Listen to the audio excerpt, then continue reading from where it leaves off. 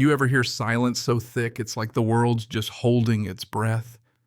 Not the library kind or a church when everyone's praying for the potluck to end. No, I mean the kind that hums with potential, where you can almost feel the future charging up in the air.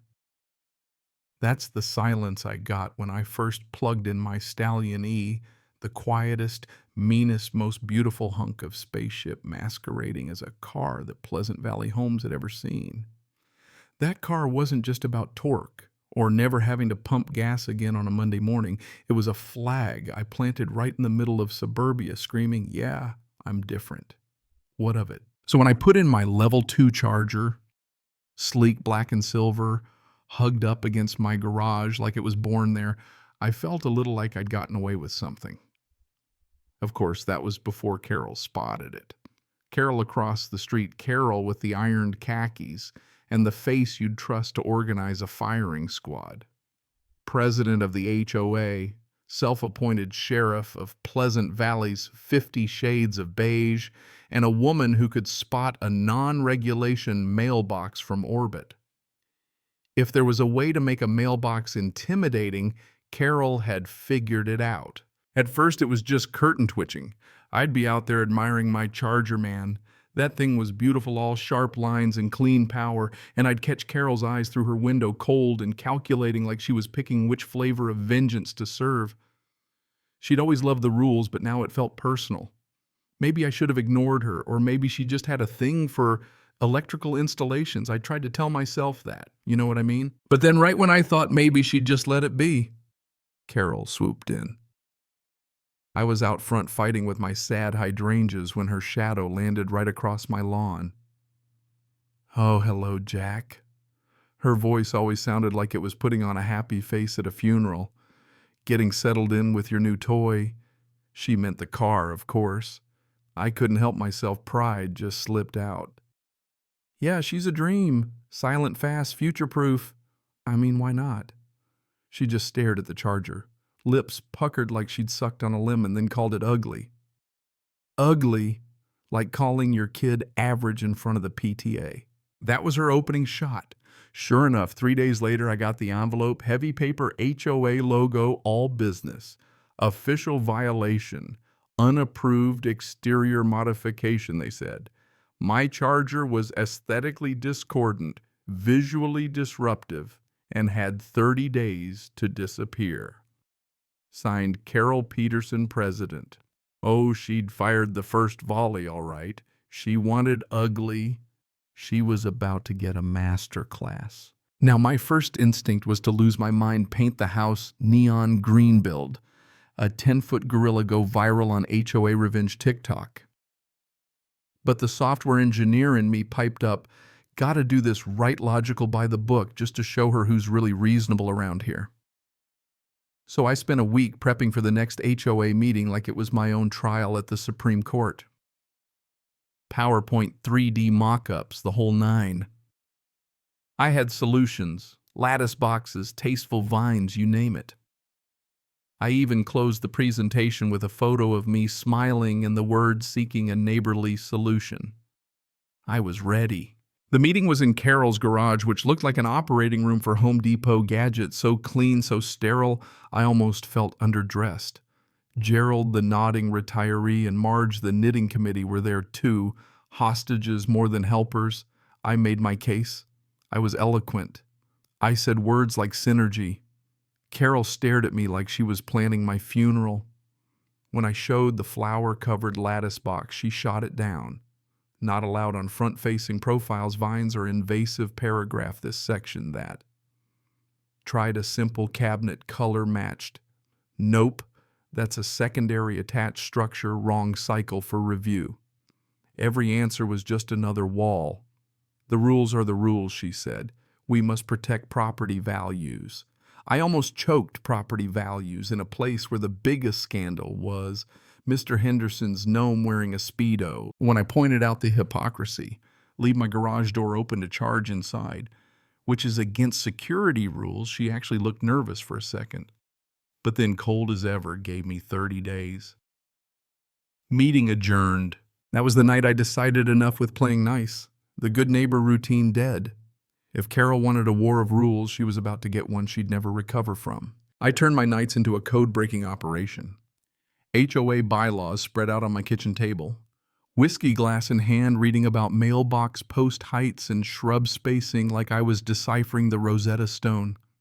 I found wild stories online, people fighting HOAs with legal weeds, hideous paint jobs, but I wanted something artful, something unforgettable. Then one night, hunting for vintage car parts for a buddy, I stumbled on a picture that changed everything. A cherry red 1950s Wayne 55 gas pump, the kind you'd see in old postcards with a glass globe on top and numbers spinning like it was counting down to the moon landing. My brain lit up.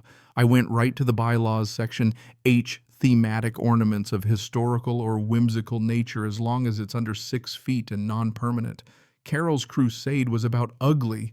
What could be more beautiful, more thematic for a garage than a restored gas pump, especially one hiding a futuristic charger inside? So I hatched my plan, gut the pump, slip my ugly charger in its place, run the cable out like an old gas hose. From the street museum piece, up close, pure malicious compliance by the book. Problem was, I'm a software guy. I needed a craftsman. Put out a call. Vague, secretive. A guy named Frank answered, just, I like weird. Let's talk. I met him at his shop, a glorious mess of oil tools and dreams. Frank looked like he'd built half the state, and he got it. When I told him the plan, he clapped me on the back and said, son, I'll do it for half price. This is public service. We became kids again, sketching planning. Frank insisted on a real vintage hose. I wanted digital readouts for kilowatt hours. Frank's eyes lit up. Let's wire the globe so it glows when the car's charging. Oh, it was gonna be a showstopper. We hunted down the pump, a 1954 Gilbarco rusted and half-eaten by weeds, but perfect. Hauled it back, poured a little concrete slab on my lawn for the foundation. The second the truck left, Carol came gliding over, suspicion painted on her face. What is that? She demanded. A very stable lawn ornament, I said, smiling. She tried to get the city involved, convinced I was building a secret gas station. Dave from code enforcement just stared, shrugged, and told her I was all clear. Try not to juxtapose on me again, he muttered, barely hiding a smile. Back in my garage, Frank and I sanded, welded, painted, and wired. Carol watched every move. She even called the police twice. The officers, seeing the gas pump, cracked up when I explained. They wished me luck. One even gave a thumbs up as they left Carol fuming on her porch. By the time we finished, the pump looked like it belonged in a museum. Deep cherry red chrome shining a globe on top with my car's logo digital readouts hidden behind vintage glass. On unveiling day, I pulled it out for the whole neighborhood to see. People gathered. Mr. Henderson, the kids' neighbors I'd never spoken to. Frank and I yanked off the tarp, and there it was, the future dressed up like the past. I plugged my car in with the vintage nozzle, the globe lit up, the digital dial spun, and everyone got it. Carol stormed over, screaming it was illegal, dangerous, against every rule. I pulled out the binder, flipped to Section H, thematic lawn ornament. Metal and glass under 6 feet, non-permanent, just like the bird baths. Maybe even safer than your gas leaf blower. She was speechless. Gerald, the HOA's silent partner, ambled over, patted the pump, and said, I rather like it. Adds character. That was the end. The neighbors cheered, phones out. Carol retreated, defeated, humiliated, done. 2 weeks later, she resigned. Gerald became president, and his first move simplifying the rules. My gas pump became a landmark. Folks came from other neighborhoods just to see it. High schoolers took prom photos in front of it. Even Frank got new business from it.